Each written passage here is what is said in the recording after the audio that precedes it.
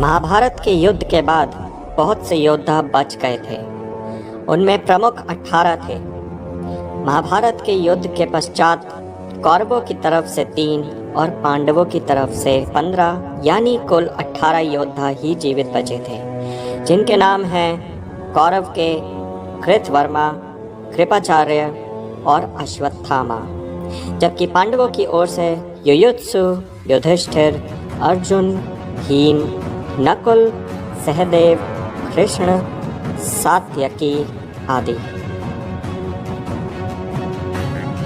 नमस्कार दोस्तों, क्या आप जानते हैं महाभारत काल के ऐसे 9 लोग जो आज भी जिंदा हैं? नहीं जानते? आज हम आपको बताएंगे। दोस्तों, इस वीडियो को पूरा देखिएगा और फेसबुक और व्हाट्सएप पे अपने दोस्तों के साथ इस वीडियो को ज़रूर शेयर कीजिएगा। तो आइए शुरू करते हैं। पहला, महर्षि वेदव्यास। महर्षि वेदव्यास का नाम कृष्ण द्वैपायन था। वे पराशर ऋषि और सत्यवती के पुत्र थे। वेदों के भाग करने के कारण उन्हें वेदव्यास कहा जाने लगा। उन्होंने ही महाभारत गणेश जी से लिखवाई थी। वे 28वें वेदव्यास थे। धृतराष्ट्र, पांडु और विदुर को महर्षि वेदव्यास का ही पुत्र माना जाता है। इन्हीं 3 पुत्रों में से एक धृतराष्ट्र के यहाँ जब कोई पुत्र नहीं हुआ तो वेदव्यास की कृपा से ही 99 पुत्र और 1 पुत्री का जन्म हुआ। महर्षि व्यास पितामह भीष्म के सौतेले भाई थे। महर्षि वेदव्यास के जन्मदिन के अवसर पर गुरु पूर्णिमा का पर्व मनाया जाता है। कहते हैं कि ऋषि वेदव्यास कालिकाल के अंत तक जीवित रहेंगे, तब वे कल के अवतार के साथ होंगे। माना जाता है कि महाभारत युद्ध के बाद बहुत समय तक सार्वजनिक जीवन में रहे और उसके बाद वो तप और ध्यान के लिए हिमालय की पर्वत श्रृंखलाओं में लौट गए थे। कलयुग के शुरू होने के बाद वेदव्यास के बारे में कोई ठोस जानकारी या दस्तावेज उपलब्ध नहीं है। हालांकि कहा जाता है कि प्रथम जातक कथा में उन्हें बोधिसत्व कहा गया है। दूसरी जातक कथा में उन्हें महाभारत का रचयिता और इससे जुड़ा हुआ व्यक्ति बताया गया है। दूसरा, महर्षि परशुराम। वैसे परशुराम तो रामायण के काल के पहले से ही जीवित है। इनके पिता का नाम जमदग्नि और माता का नाम रेणुका था। ऋचिक सत्यवती के पुत्र जमदग्नि रेणुका के पुत्र परशुराम थे। रामायण में परशुराम का उल्लेख तब मिलता है जब भगवान श्री राम सीता स्वयंवर के मौके पर शिव का धनुष तोड़ देते हैं। तब परशुराम ये देखने के लिए सभा में आते हैं कि आखिर ये धनुष किसने तोड़ा। महाभारत में परशुराम का उल्लेख पहली बार जब मिलता है जब वे भीष्म पितामह के गुरु बने थे और एक प्रसंग के अनुसार उनका भीष्म के साथ युद्ध भी हुआ था। दूसरा, जब वे भगवान श्री कृष्ण को सुदर्शन प्रदान करते हैं और तीसरा, जब वे कर्ण को ब्रह्मास्त्र की शिक्षा देते हैं। मान्यता है कि परशुराम भी चिरंजीवी है। वे भी महर्षि वेदव्यास की तरह कालिकाल में कल की अवतार के साथ होंगे।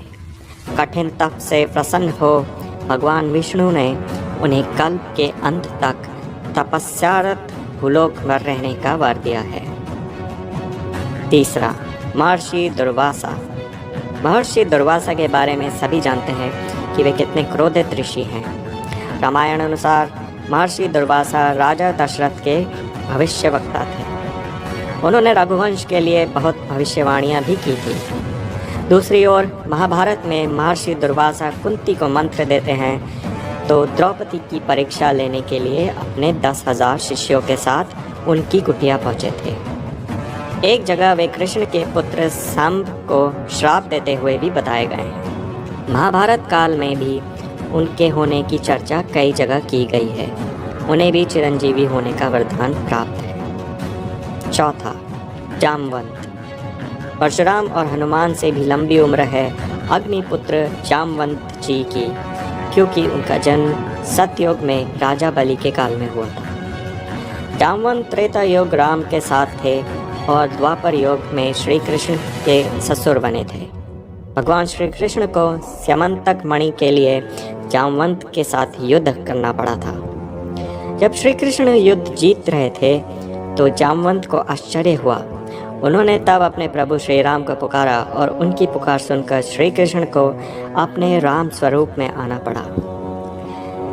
तब जामवंत ने समर्पण कर अपनी भूल स्वीकारी और उन्होंने मणि भी दी और श्री कृष्ण से निवेदन किया कि आप मेरी पुत्री जाम्बवती से विवाह कर लें। जाम्बवती कृष्ण के संयोग से महाप्रतापी पुत्र का जन्म हुआ जिसका नाम सांब रखा गया। इस सांब के कारण ही कृष्ण कुल का नाश हो गया था। जामवंत आज भी जीवित है क्योंकि उन्हें भी प्रभु श्री राम से एक वरदान मिला था।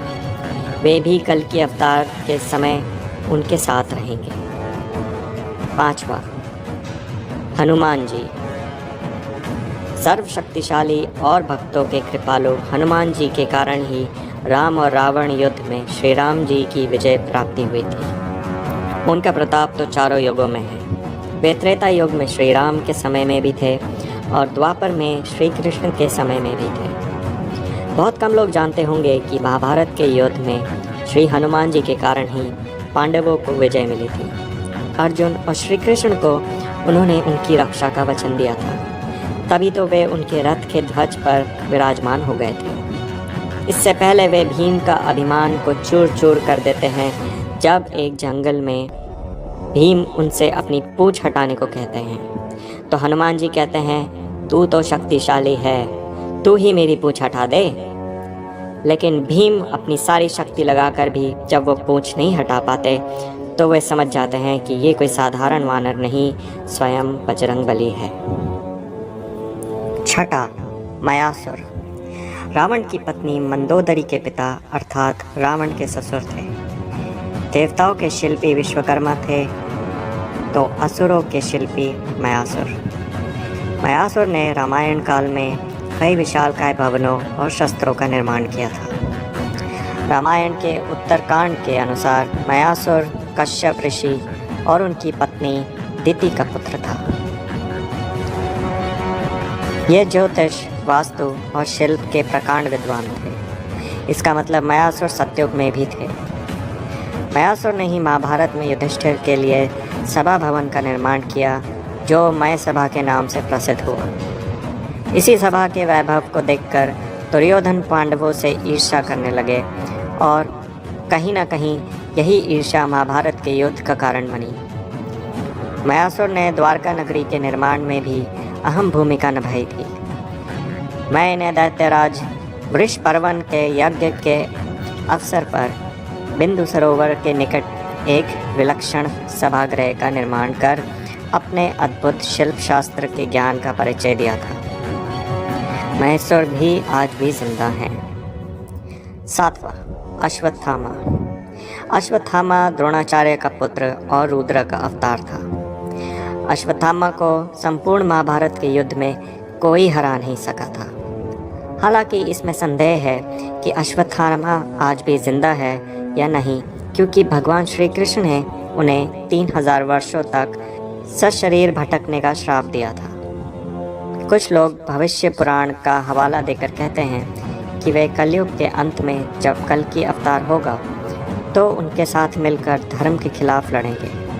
यह अलग बात है कि शाप से मुक्त होने के बाद भी अश्वत्थामा अपनी इच्छा से जिंदा हो, क्योंकि इतने 1000 वर्षों तक जिंदा रहने वाला सामान्य मनुष्य भी खुद की शक्ति से ही जिंदा रहना सीख जाता होगा, और वे तो अश्वत्थामा थे। 8वां, कृपाचार्य। महाभारत के अनुसार कृपाचार्य कौरवों और पांडवों के कुलगुरु थे। कृपाचार्य गौतम ऋषि के पुत्र हैं और इनकी बहन का नाम है कृपि।